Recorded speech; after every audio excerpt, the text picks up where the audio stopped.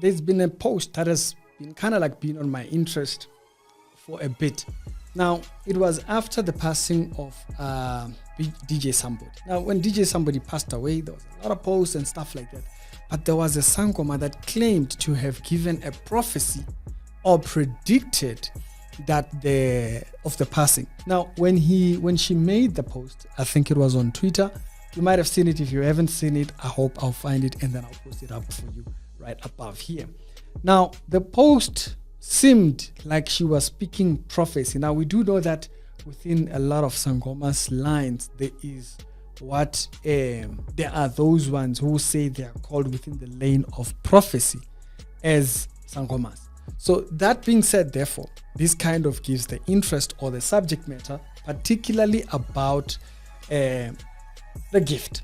That's what I wanted to talk about here. So if anything, what subject matter comes up if she is supposedly giving a prophecy or claiming to give a prophecy or a foretelling that she spoke about it before it happened?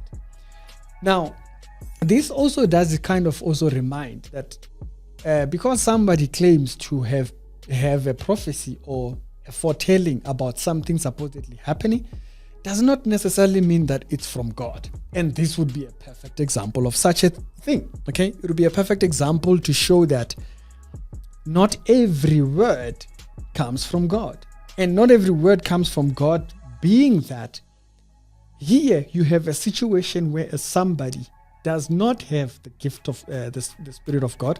Now, for those that are outside of the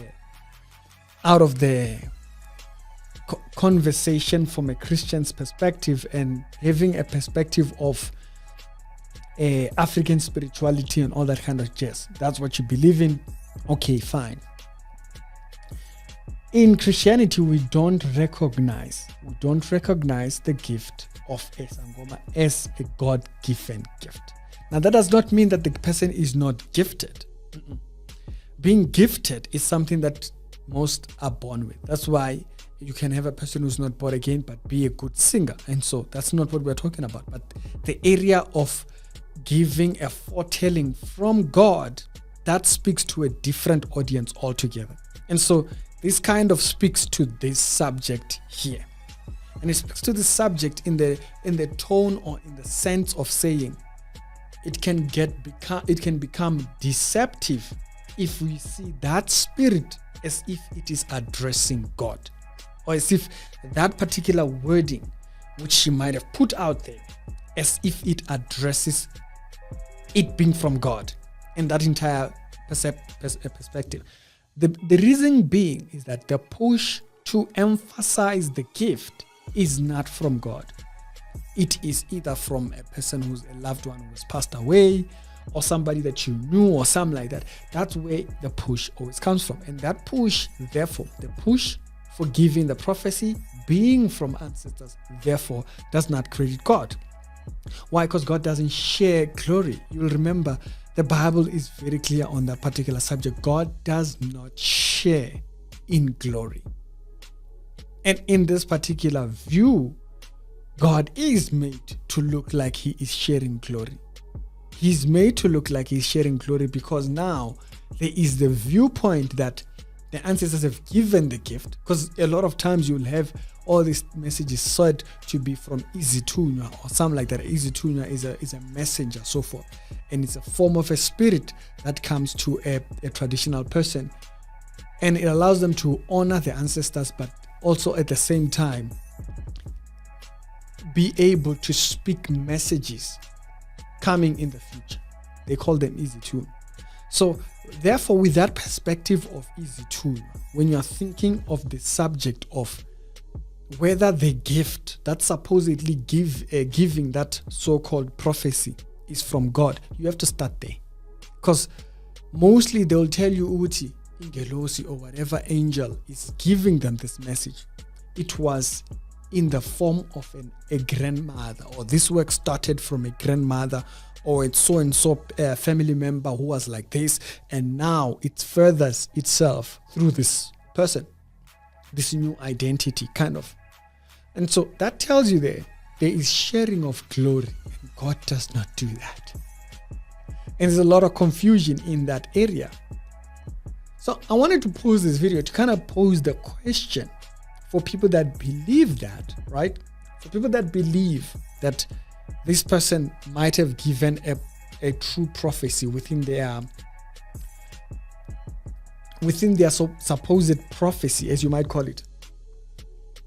How then do you have God and ancestors equal in glory? Because if the gift is portrayed by an ancestor, they are sharing in the glory of who gives it. The Bible says every good gift comes from God.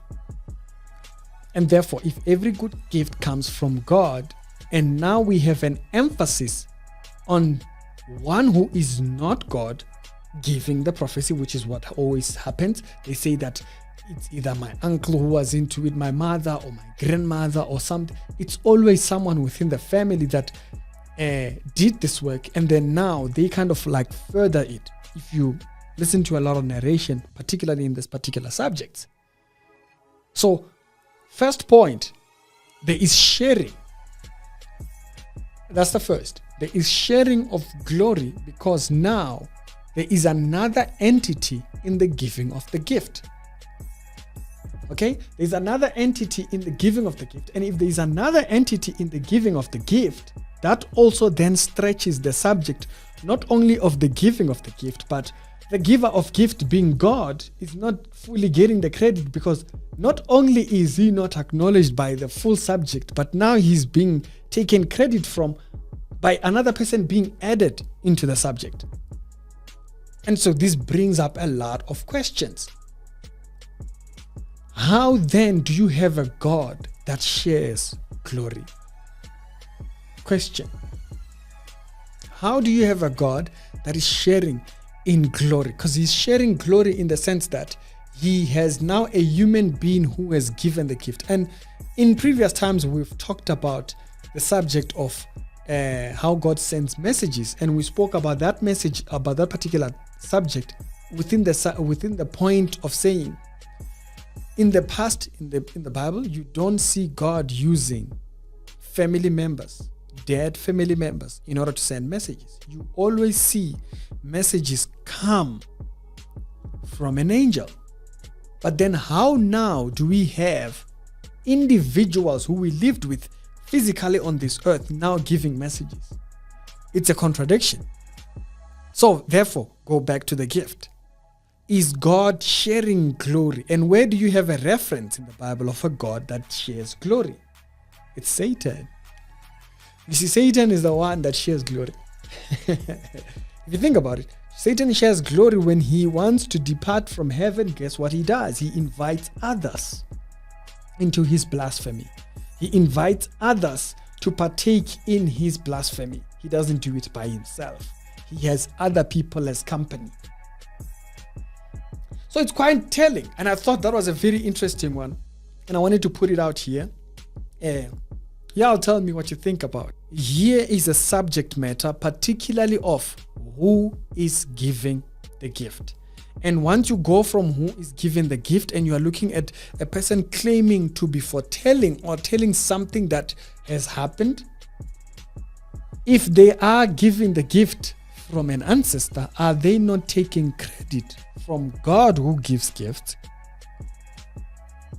It's quite an interesting one. I think the people that, because a lot of times you hear people who believe in Pan-Africanism, they tend to peddle both sides to say, yeah, we believe in God, but just not God the way you talk about him. We believe in God within the sense of having some human interference or human thingy, which is the ancestral aspects of things. So I thought that was quite interesting. So, but yeah, tell me what you think. And also, if you believe in that, do tell us of great interest. Does God share, the particular God that you worship, does that God share in glory? That's the question that I want to ask.